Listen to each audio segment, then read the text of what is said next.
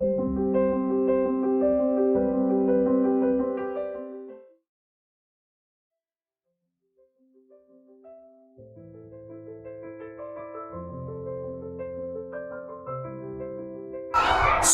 information about myself. My name is Rodolphe. I'm coaching here at High Park since more or less 3 years. I have the licensee for Ontario Soccer. I'm doing the UFRC with the European Federation of Football, and in the same time I'm studying sports psychology with the Toronto Metropolitan University and a diploma with the FC Barcelona. I'm pivoting my career to be a football coach in the future. That's the project. I don't know in how many years because it takes time, but that's the idea, to be a full-time professional soccer coach in a few years. So regarding the relation that I have with soccer since I'm a young little boy, will be that I have it since I'm 5-6 years old. It was really funny because my family wasn't like into football. I was really the only one watching football, buying some soccer shirts and everything. So since I'm a little boy, I'm like breathing football, like watching football, studying football, playing football. So that's the type of career and feeling that I have since I'm a little boy. The funny story about football or soccer, how they call it here, is it's a really different from Europe. You know, in Europe, when you talk about like soccer, they are like, oh, what you're talking about? It's called football. You know, so that's the big, I will say, difference between Europe and North America.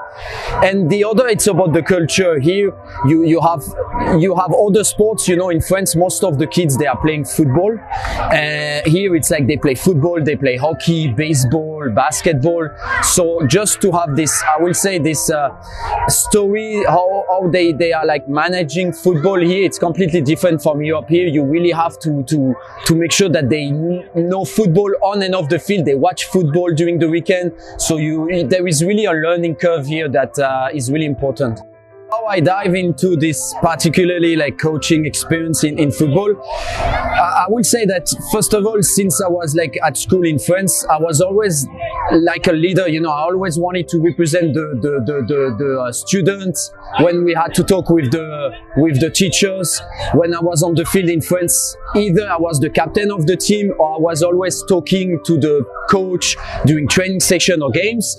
And really I would say the big impact to me to be from a player to a coach was the COVID. We didn't go outside, so I was like, okay, maybe now it's time to study and be on the other side, be on the bench and be a coach. So I took the time during this 1-2 years of COVID.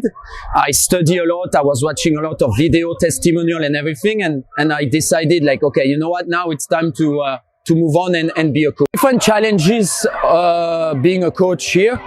The first one is that sometimes I had to adapt because I was coaching different age groups. It was like between 13 years old and 16 years old, so you don't coach the same, the same time, I will say, with the same behavior. 16 years old, you can be a little bit more angry on them. 13 years old, it's completely different. You really have to be like soft, diplomatic with them, making sure that they understand, maybe talking to them again and again, because it's not the same brain development.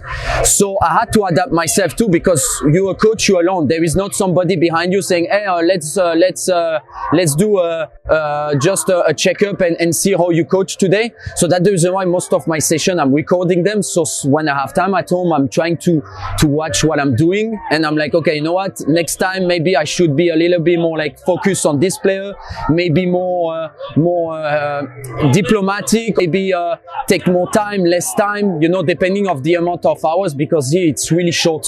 We have 1 hour and you have to be ready for 1 hour. You can't have 70 minutes, it's 60 minutes, and after you're off the field, so you really have to be prepared when you come.